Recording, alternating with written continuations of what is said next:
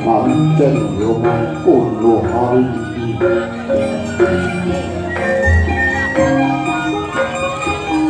Kiai waktu gondo nang pun kakian. Apa ya kaya ra pede. Pun kakang ing Ndorowati uga nderek-nderek dewa Sekawa. Marang lelakon Kiai. Nanging siap jojo was kang sengko kuatir yang Bratasena. Panandang kang tumanduk marang putramu kuwi mujudake kegambaran Kacangan kaya Josono kae. panumpa besuke putramu kuwi bakal dadi salah sawijining pawongan kang duweni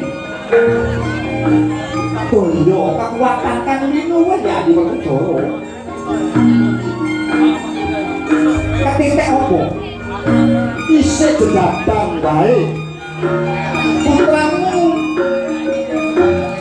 duweni daya kekuatan kang kaya mangkono, wujude tali pusar wae.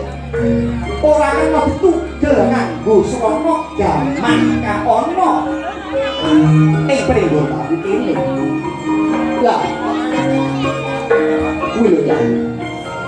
Lah iya kuwi mujudake satriya kang luwih upa Gareng to.